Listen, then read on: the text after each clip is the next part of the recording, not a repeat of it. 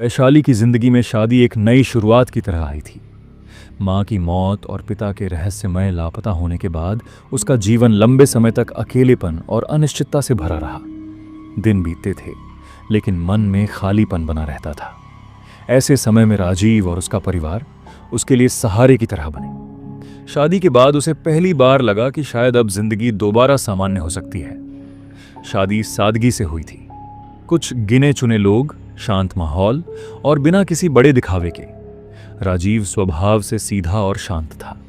वह ज्यादा बोलता नहीं था, लेकिन भरोसे का एहसास देता था। वैशाली ने उसी भरोसे के साथ अपने बीते हुए दर्द को पीछे छोड़ने की कोशिश की। शादी के कुछ ही दिनों बाद वह बंधकवास शहर आई। यह शहर नया नहीं था, बल्कि बहुत पुराना था। तंग गलियां, ऊंची पुरानी इमारतें और हर जगह बीते समय की छाप। शहर में एक अजीब सी गंभीरता थी, जैसे हर दीवार ने कोई कहानी छुपा रखी हो। राजीव का घर शहर के पुराने इलाके में था। बाहर से वह एक बड़ी हवेली जैसा दिखता था, लेकिन अंदर से कुछ अलग ही एहसास देता था। घर में घुसते ही ठंडक महसूस होती थी, चाहे मौसम कैसा भी हो। कमरों की बनावट पुरानी थी और दीवारों पर समय के निशान साफ दिखते थे। घर बड़ा था, लेकिन फिर भी कहीं ना कहीं खालीपन महसूस होता था। घर में राजीव के माता पिता और छोटा भाई रोहन रहते थे। सबने वैशाली का औपचारिक स्वागत किया, लेकिन उस अपनापन में भी एक दूरी महसूस होती थी, जैसे सब कुछ सही होते हुए भी कुछ छुपाया जा रहा हो। घर का एक हिस्सा ऐसा था जो बाकी हिस्सों से अलग लगता था। सीढ़ियों के पास एक संकरा सा गलियारा था, जिसके आखिर में एक बंद कमरा था। उसका दरवाजा पुराना और काला पड़ चुका था। ताले पर जमी धूल साफ बता रही थी कि यह कमरा बहुत समय से नहीं खोला गया था। ये कमरा बस ऐसे ही, वहां कुछ नहीं है। किसी ने खुलकर कुछ नहीं कहा, लेकिन उस कमरे का जिक्र आते ही माहौल बदल जाता था। उसी जगह को घर में काला कोना कहा जाता था। पहली ही रात से वैशाली को नींद ठीक से नहीं आई। नया घर, नया माहौल और मन में हल्की बेचैनी बनी रहती थी। आधी रात के आसपास उसे लगा कि कहीं से रोने जैसी आवाज आ रही है। पहले उसने ध्यान नहीं दिया, लेकिन कुछ देर बाद वह आवाज और साफ लगने लगी।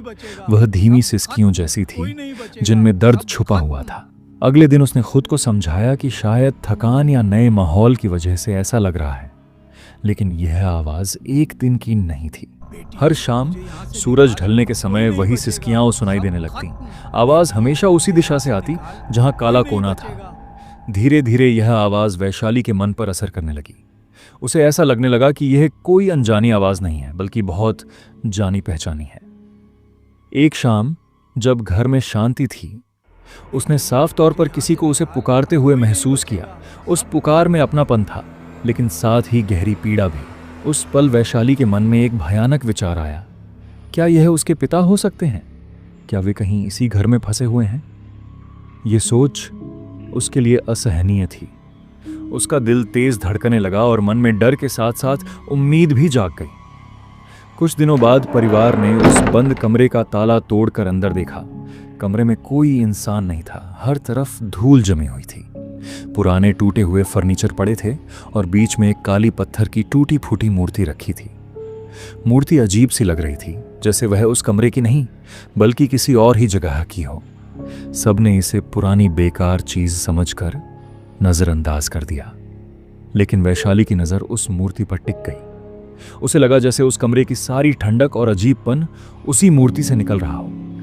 वह बिना कुछ कहे वहां से हट गई, लेकिन उसका मन वहीं अटका रह गया। उस रात सिसकियों की आवाज पहले से ज्यादा साफ सुनाई दी, और उसी के साथ वैशाली के मन में यह यकीन धीरे धीरे गहराने लगा कि इस घर में कुछ बहुत गलत है, और उस गलत की शुरुआत उसी काले कोने से होती है। काले कोने का कमरा खुलने के बाद भी घर में शांति नहीं आई।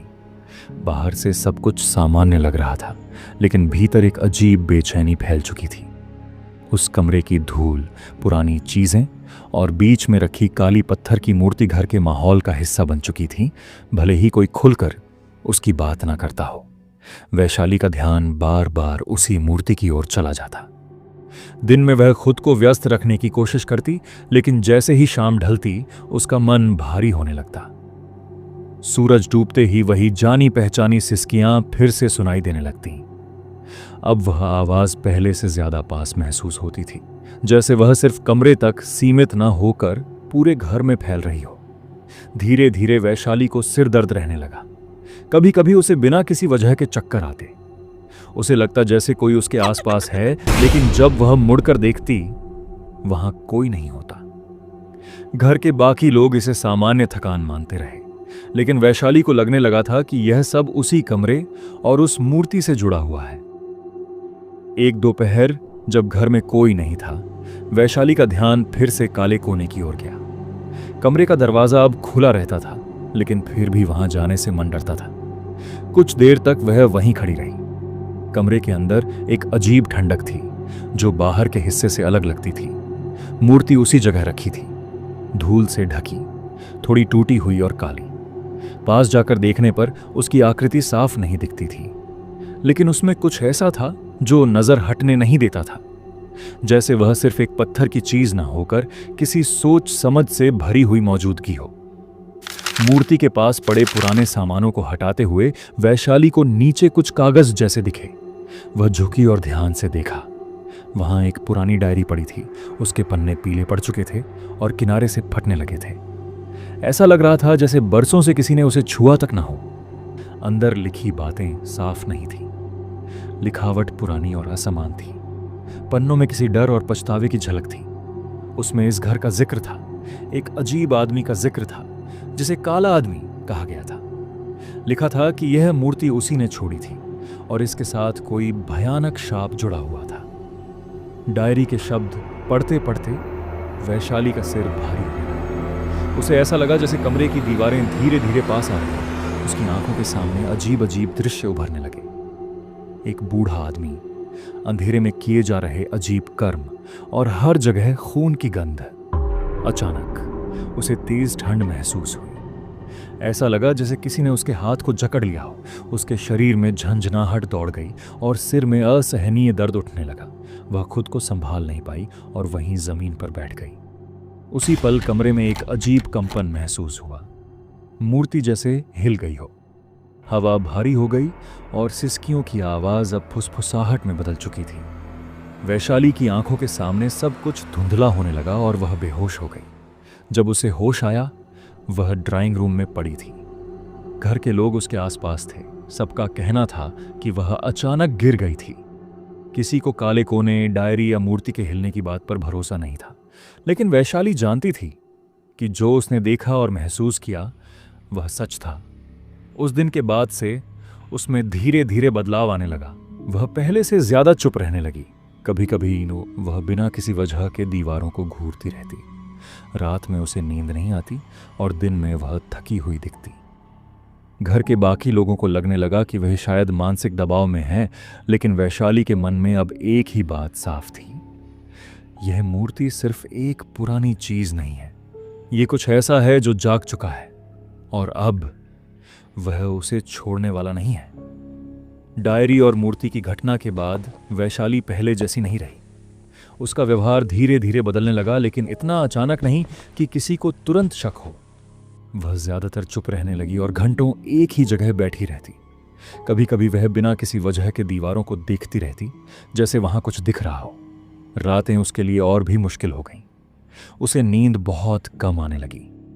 जब कभी उसकी आंख लगती भी तो वह डर कर उठ बैठती।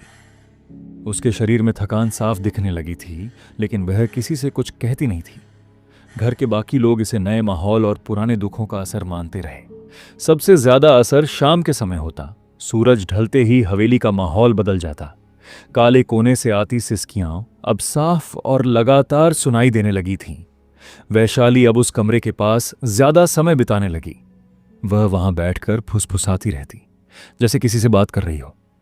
कई बार उसके चेहरे पर अजीब सी मुस्कान आ जाती, जो उसके स्वभाव से बिल्कुल अलग थी। फिर कभी कभी वह अचानक जोर जोर से हंसने लगती और कुछ ही पलों में बिल्कुल शांत हो जाती। घर के लोग डरने लगे। खासकर सावित्री को अब यह सब सामान्य नहीं लग रहा था। उसे अपने ससुर की कही पुरानी बातें याद आने लगीं, जिनमें इस घर और एक शापित वस्तु का जिक्र हुआ करता था। सावित्री को धीरे धीरे यकीन होने लगा कि वैशाली पर किसी बाहरी शक्ति का असर हो रहा है। एक शाम हालात बेकाबू हो गए। वैशाली का व्यवहार अचानक बहुत आक्रामक हो गया। उसकी आंखों में अजीब चमक थी और उसका शरीर असामान्य रूप से ताकतवर लग रहा था। उसी हालत में उसने राजीव के पिता पर हमला कर दिया। यह हमला अचानक और बेहद हिंसक था, जैसे किसी इंसान ने नहीं बल्कि किसी जंगली जानवर ने किया हो। हवेली चीखों से भर गई। घर में अरातफरी मच गई। राजीव और रोहन किसी तरह अपनी जान बचाकर एक कमरे में बंद हो गए। बाहर वैशाली की हंसी गूंज रही थी, जो इंसानी हंसी जैसी नहीं थी। पूरा घर डर और अंधेरे से भर चुका था। सावित्री ने हालात की गंभीरता को समझते हुए तुरंत फैसला लिया। उन्होंने वैशाली को उसी काले कोने वाले कमरे में बंद कर दिया जहां वह मूर्ति रखी हुई थी। उस कमरे का दरवाजा बंद होते ही हवेली में एक अजीब सी खामोशी फैल गई, लेकिन वह खामोशी डर से भरी हुई थी। डरे हुए तीनों लोग उस हवेली को छोड़कर भाग निकले। उन्होंने शहर के दूसरे हिस्से में रह रहे एक रिश्तेदार के यहां शरण ली। पूरी रात किसी को नींद नहीं आई। सबके मन में यही सवाल घूमता रहा कि पीछे क्या छूट गया है और आगे क्या होने वाला है। अगली सुबह जब पुलिस और कुछ लोग हवेली में पहुंचे तो काले कोने के कमरे का दरवाजा खोला गया। अंदर का दृश्य डरावना था। कमरे में वैशाली का शव पड़ा था। उसका चेहरा शांत नहीं था, बल्कि उस पर गहरा भय जमी हुई था, जैसे उसने आखिरी पल तक किसी भयानक चीज को देखा हो। वहीं पास में राजीव के पिता का शव भी मिला, लेकिन एक बात ने सबको और ज्यादा डरा दिया। रोहन वहां नहीं था। उसका कोई निशान नहीं मिला, न तो हवेली में और न ही आसपास के इलाके में। ऐसा लगा जैसे वह अचानक गायब हो गया हो। इस घटना के बाद हवेली को बंद कर दिया गया। लोग तरह तरह की बातें करने लगे। कुछ का कहना था कि वैशाली की आत्मा रोहन को अपने साथ ले गई। कुछ कहते थे कि वह उसी शाप का अगला शिकार बन गया। सच क्या था, कोई नहीं जान पाया। समय बीतता गया, लेकिन हवेली का नाम बंदकवास शहर में डर की निशानी बन गया। लोग कहते हैं कि आज भी शाम ढलते ही वहां से सिसकियों और पागल हंसी की आवाजें आती हैं।